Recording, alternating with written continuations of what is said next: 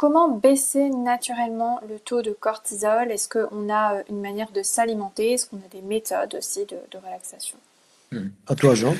Alors déjà pour la façon de s'alimenter, réussir à baisser le taux de cortisol de façon directe, c'est pas si évident que ça. Mais pour que le système nerveux soit capable de faire plus efficacement son travail et qu'il ne soit pas trop abîmé par un hypercortisolisme lié au stress, parce qu'il faut savoir que le cortisol a une certaine toxicité, il faut qu'il soit détoxifié régulièrement, et que quand on est dans un stress chronique qui n'est pas pris en charge correctement, on finit par développer une neuroinflammation. Alors si cette neuroinflammation dure quelques semaines à quelques mois et que les choses se tassent, ça va, mais si c'est quelque chose qui est chronique permanent, bah, c'est un facteur de risque pour les maladies neurodégénératives dont on ne veut pas.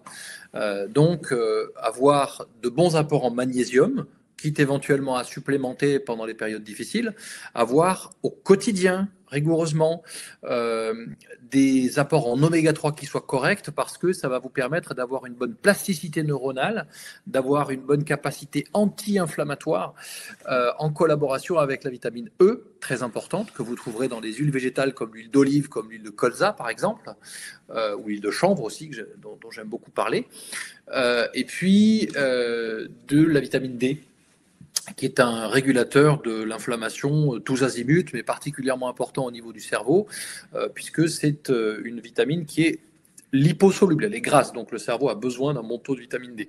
Donc ça, c'est du côté nutritionnel. Si je résume, je dirais penser au magnésium, aux oméga 3, à la vitamine E, j'ajouterai la vitamine C parce que c'est elle qui recycle la vitamine E, et à la vitamine D.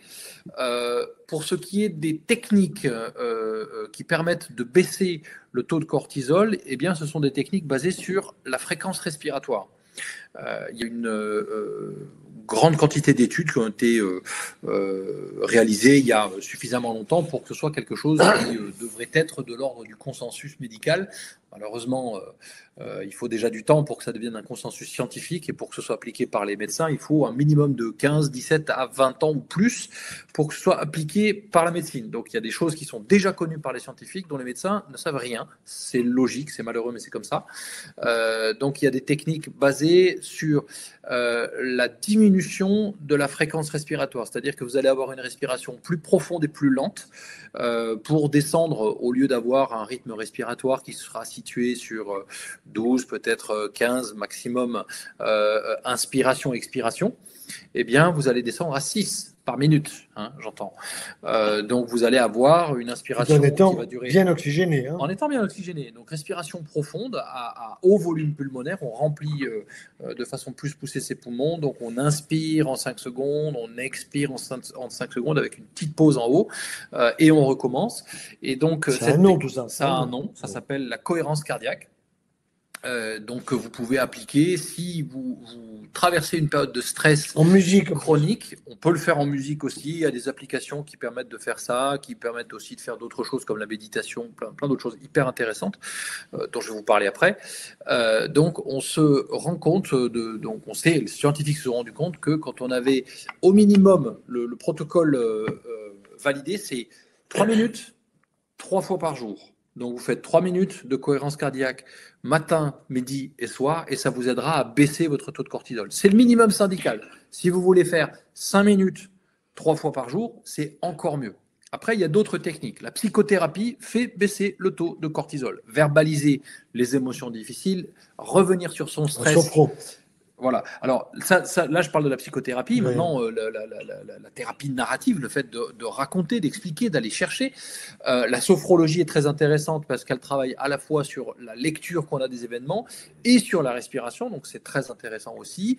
Il y a les différentes formes de psychothérapie. L'hypnose peut être aussi très intéressant. Hypnothérapie, acupuncture aussi. L'activité physique est un très très bon régulateur du du fonctionnement du système nerveux et du fonctionnement endocrinien.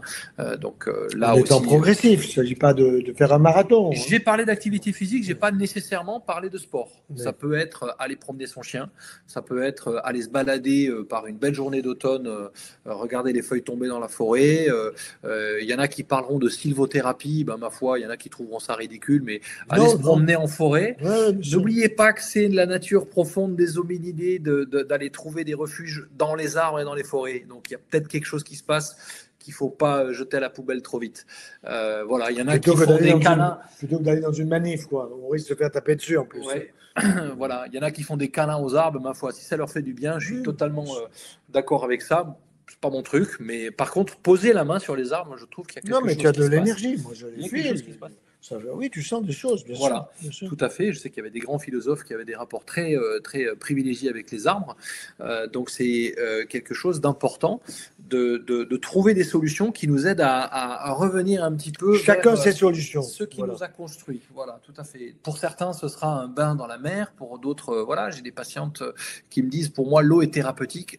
Allez à la piscine, à la mer, c'est encore mieux.